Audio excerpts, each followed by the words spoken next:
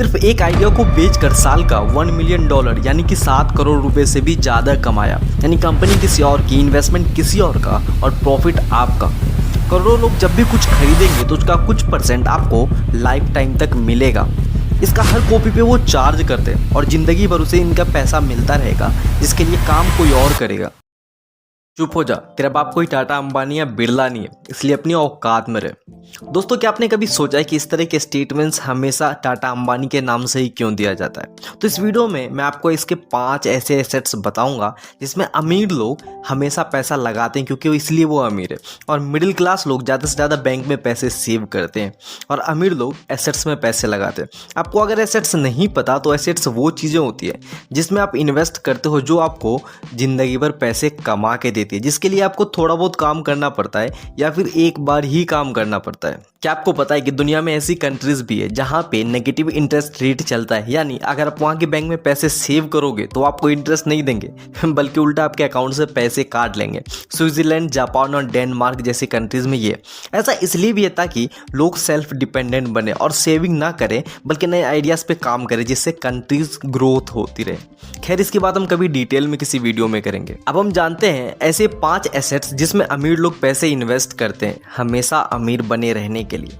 Number 1 पे आता है रियल एस्टेट। अब आप सोच रहे होंगे कि रियल एस्टेट यानी प्रॉपर्टी को हमने सबसे ऊपर क्यों रखा?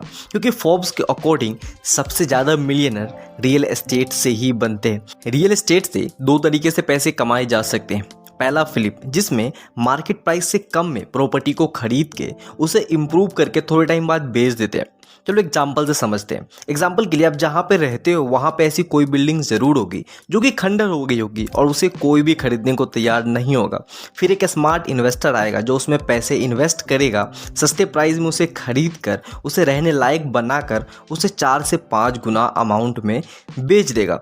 ये अच्छा एक तरीका है, लेकिन इससे ज़्यादा प्रॉफिटेबल तरीका भी है। रियल एस्टेट को जो एक्चुअल इन्वेस्टर होते हैं वो प्रॉपर्टी को होल्ड करके रखते हैं और उनको एसेट्स बना के उससे हमेशा पैसे निकालते रहते हैं। प्रॉपर्टी को होल्ड करने के वजह से 4 फायदे होते हैं। पहला, ओपीएम, अदर पीपल्स मनी, यानी दूसरों के पैसे से अपनी वेल्थ को क्रिएट करना।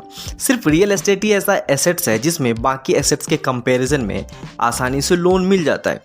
दूसरा फायदा ये है कि अगर आप प्रॉपर्टी को लंबे समय तक होल्ड करते हो तो उसका प्राइस भी इंक्रीज होगा, जिससे आपकी वेल्थ कई गुना इंक्रीज हो जाएगी। तीसरा फायदा है टैक्स बेनिफिट। मान लेते किसी इंसान ने एक 80 लाख रुपए की प्रॉपर्टी ली जिसमें लैंड की कीमत 20 लाख है और 60 लाख रुपए बिल्डिंग की कीमत है, यानी टोटल 80 लाख रुपए।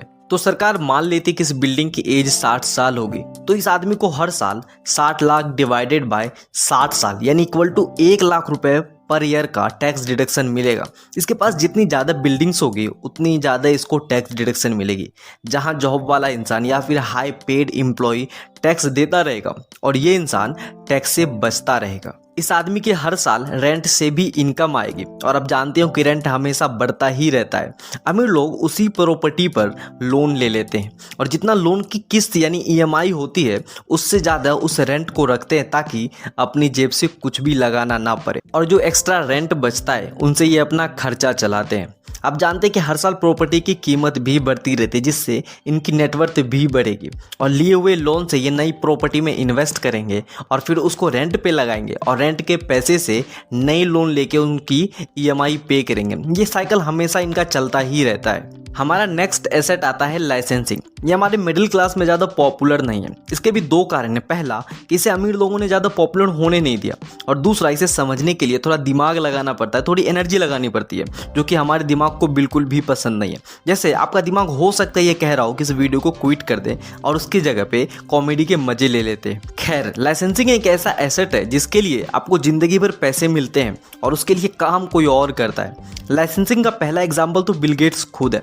बिल गेट्स माइक्रोसॉफ्ट के हर एक कॉपी पे पैसे लेते हैं, यानी जब भी किसी कंप्यूटर में माइक्रोसॉफ्ट इंस्टॉल होगा उसका कुछ % हमेशा बिल गेट्स को मिलता रहेगा। चलो थोड़ा कॉमन लोगों के एग्जाम्पल लेके देखते हैं। स्टीफन की एक ऐसे इंसान है जिन्होंने बहुत कॉमन से आइडियाज़ को बना के कंपनीज को बेच के लाखों रुपए कमाए हैं। फॉर एग्जाम्पल, इनका एक आइडिया था ट्विस्ट एंड लर्न लेवल।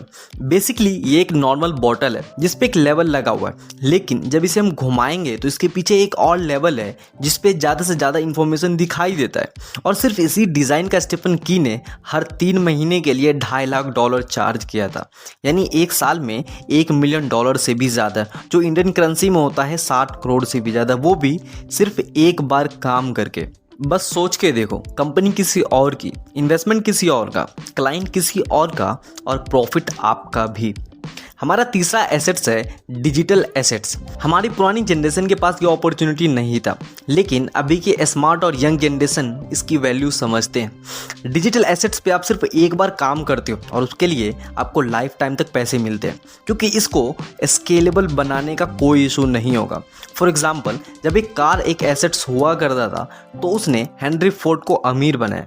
अभी इंटरनेट का टाइम है जिसने जेफ बेजोस, मार्क जकरबर्ग और बिल गेट्स को अमीर बनाया। जेफ बेजोस ने एक बार अमेज़न बनाया जिस पे लाखों लोग सामान बेचते हैं और करोड़ों लोग वहाँ से सामान खरीदते हैं, और जब जब कोई वहाँ से कोई प्रोडक्ट बाई करता है तो उसका कुछ % ऑटोमेटिक जेफ बेजोस के पास चला जाता है। और ये डिजिटल एसेट की सबसे बड़ी पावर है। इसी तरह आप भी अपना डिजिटल एसेट्स बना सकते हैं। वो कोर्स के रूप में हो सकता है या फिर डिजिटल प्रोडक्ट्स के रूप में, यह आपके ऊपर डिपेंड करता है। हमारे 4th और 5th एसेट्स पे मैंने ऑलरेडी वीडियो बना रखा है जिसका लिंक आपको आई बटन और डिस्क्रिप्शन में मिल जाएगा, और ये एक पैसिव इनकम का भी पार्ट है, तो इसे आप जरूर देखना, जो आपको काफ़ी हेल्पफुल होगी। अगर आप इससे रिलेटेड कुछ आइडिया शेयर करना चाहते हैं या जानना चाहते हैं तो कॉमेंट करो, और अगर वीडियो पसंद आई तो हमारी मेहनत के बदले एक लाइक जरूर कर दें, और फाइनेंशियली लोगों से आगे बढ़ने के लिए इस चैनल को सब्सक्राइब जरूर कर दें। हंसते रहो, सीखते रहो और ग्रो करते रहो। अपना वैल्यूएबल टाइम देने के लिए बहुत बहुत धन्यवाद।